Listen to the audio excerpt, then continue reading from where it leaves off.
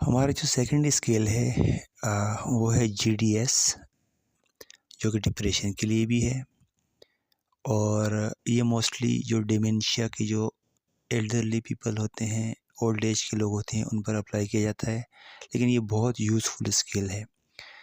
GDS की अगर हम प्रोनाउंसिएशन करें तो कुछ लोग इसको गेरियाट्रिक डिप्रेशन स्केल कहते हैं, कुछ लोग इसको जेरियाट्रिक डिप्रेशन स्केल कहते हैं। तो जो भी आपको सूटेबल लगता है आप इसको कह सकते हैं, ठीक है।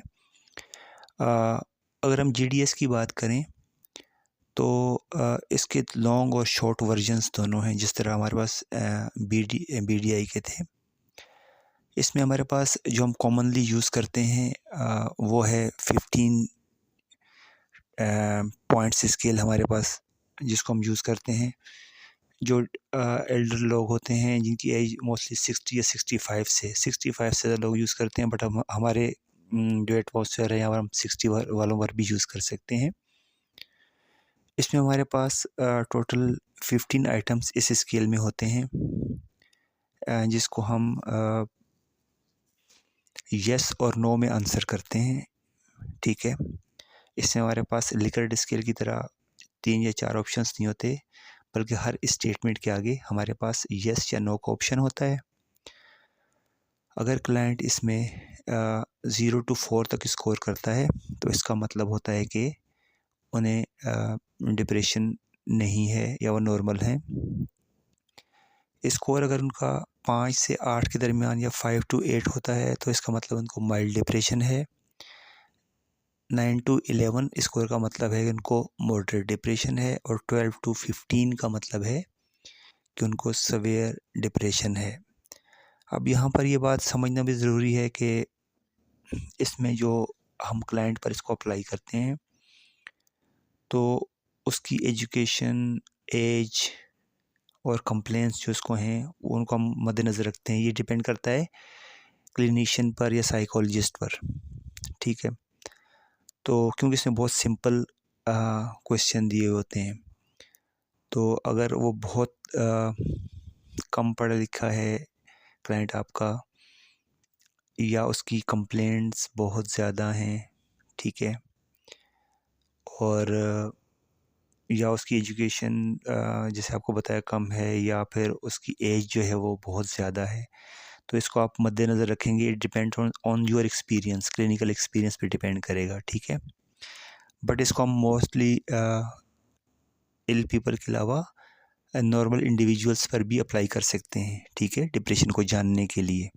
लेकिन आपने इंस्ट्रक्शंस को इन्हीं को फॉलो करना है, जो वो स्कोर करते हैं उसी स्कोरिंग रेंज को देखना है और उसके मुताबिक डायग्नोस करना है कि क्या उनको इस स्केल के अकॉर्डिंग, GDS के अकॉर्डिंग, गेरियाट्रिक डिप्रेशन स्केल या जेरियाट्रिक डिप्रेशन स्केल के मुताबिक उनको डिप्रेशन है या नहीं, ठीक है। अब ये टाइम कितना लेता है? ये 5 to 7 मिनट्स लेता है। 15 आइटम्स हैं, इतने डिफ़िकल्ट आइटम नहीं होते, लेकिन क्योंकि ये थोड़े एल्डरली लोग होते हैं और बहुत से लोग उसमें इल भी होते हैं, तो it takes a bit time. लेकिन इतना ज़्यादा टाइम नहीं है कि वो उससे बहुत ज़्यादा फटीग्ड हो जाएं। अच्छा, इसमें दूसरी बात ये भी है कि इसका जो लॉन्गर वर्जन है वो 30 आइटम्स पर मुश्तमिल है, ठीक है। आप उसको भी यूज़ कर सकते हैं, बट मोस्ट कॉमनली जो यूज़ होता है वो ये शॉर्टर वर्जन, जो कि 15 आइटम्स पर मुश्तमिल है, ठीक है।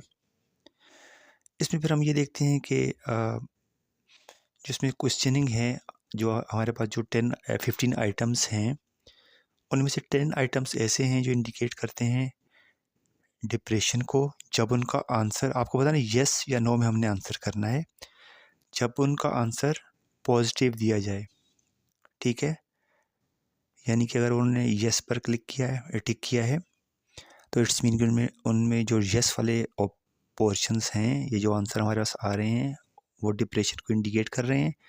जबकि 5 आइटम्स हमारे पास ऐसे हैं जिन पर टिक करने का मतलब होगा, अगर वो नेगेटिवली टिक किए गए हैं या उन पर निशान लगाया गया है, यानी कि उन्होंने नो का आंसर किया है, तो वो डिप्रेशन को ज़ाहिर करेगा। तो इसमें आपको परेशान होने की ज़रूरत नहीं है। जैसे कि आपको पता है कि 1 से लेकर 15 तक हमारे पास आइटम्स हैं। तो इनमें से जो आइटम नंबर 1, 5, 7 और 11 एंड 13, यानी कि 1, 5, 7, 11 एंड 13, ये 5 आइटम्स जो हैं, अगर इनका आंसर पार्टिसिपेंट या जो क्वेश्चनर फिल कर रहा है वो नो पर लगाता है, तो आपने इसको 1 काउंट करना है, यानी कि डिप्रेशन है। इसके अलावा जो बाकी 10 आइटम हैं, अगर वो यस पर टिक करते हैं तो आपने उसको क्या काउंट करना है, 1 काउंट करना है। अगर नो पर टिक करते हैं जो बाकी 10 आइटम हैं, तो उनको आपने 0 काउंट करना है। तो ये आपको क्लियर हो गया होगा होपफुली।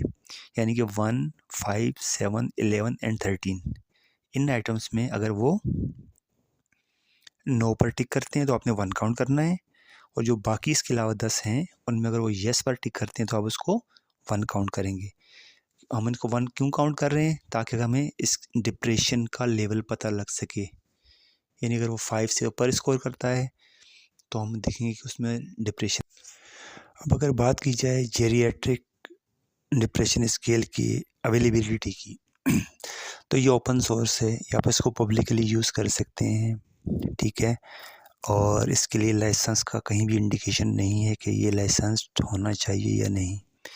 तो आप इसको ओपन सोर्स, इसको आप क्लिनिकल सेटिंग में भी यूज़ कर सकते हैं, और ये बहुत आसान है, इजी टू यूज़ है, ठीक है। और ये मोस्टली डिमेंशिया के पेशेंट्स पर आप यूज़ कर सकते हैं, ओल्डर एज लोगों पर यूज़ कर सकते हैं, डिमेंशिया नहीं है तब भी यूज़ कर सकते हैं। और इसके अलावा ये डिप्रेशन को बिल्कुल सिंपल स्टेटमेंट के ज़रिए डायग्नोस करने में आपको हेल्प करता है। तो ये एक अच्छा एडिशन है उन लोगों के लिए जिन पर आप BDI मुश्किल से यूज़ कर पाएंगे, या एज की वजह से एज की वजह से वो लोग इतनी कंसंट्रेट नहीं कर पा रहे हों, तो उनके लिए आप इजीली इसको यूज़ कर सकते हैं, ठीक है।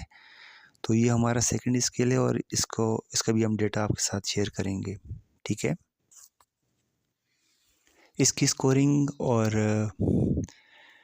कट ऑफ स्कोर्स का मेथड बड़ा आसान है, वो आपके साथ इसमें जो स्केल शेयर किया जाएगा उसमें भी मेंशन है, और आपको मैंने बता भी दिया है। तो आप आसानी इसकी स्कोरिंग और डिफरेंट लेवल्स को आइडेंटिफाई कर सकते हैं। ये बड़ा इजी टू यूज़ है और बड़ा कारआमद है, और स्पेशली उन लोगों के लिए जो इनकी एज ज़्यादा है और वो आसानी के साथ दूसरे स्किल्स को फिल नहीं कर सकते, कंसंट्रेशन की वजह से या लैक ऑफ एजुकेशन की वजह से, ओल्डर एज की वजह से, ठीक है। तो आप इसको